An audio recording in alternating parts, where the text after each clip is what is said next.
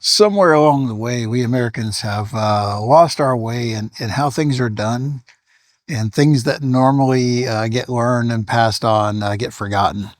And as silly as it is, how to string your string trimmer seems to be one of those things.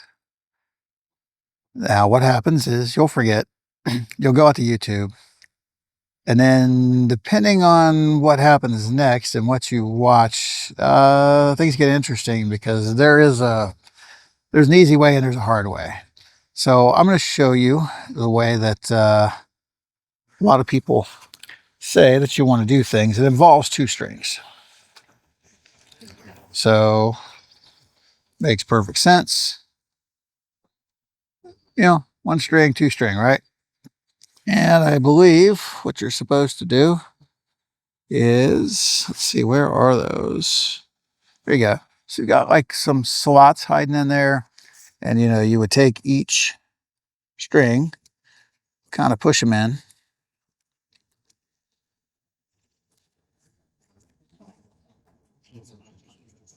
And then there's a direction here. And you know, you would take that and you would wind these things like this. And I'm going to tell you, no. So, warning, you can't unsee this once you see it. So there's a couple weird features that I want you to look for. The first is this. And you know, there's another one there. Why is that notch there? And then related to this, which you may or may not already know, is what the heck are these for? Or on the other side, you've got a couple more.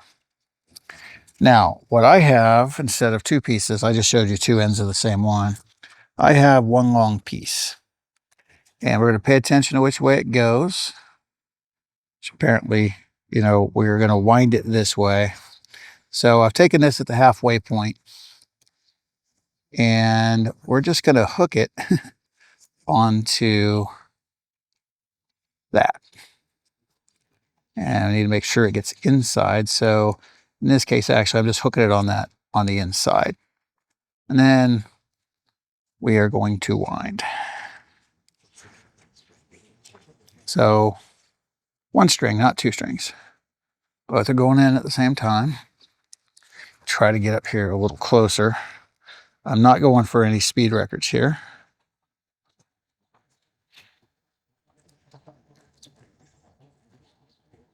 I'm also not really trying to put it on there tight.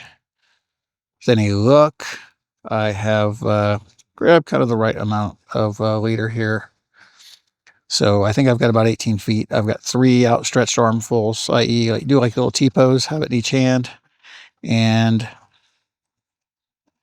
you've got somewhere, just depends on how long your arms are, I guess. Mine are fairly long.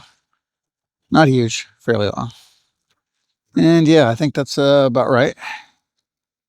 So we're getting close to running out of room, but we're also getting close to running out of line. So it works out great.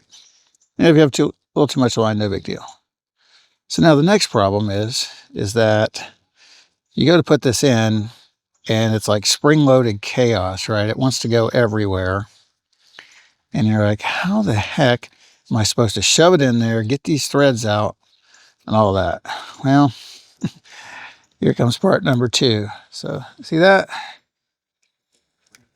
Click. And we'll take this one a little further around and click. There you go. It holds itself. You just shove it up in there. And before you even do that, you thread these through on either side, shove it up in there, put the cover on it, and you're done. Imagine that.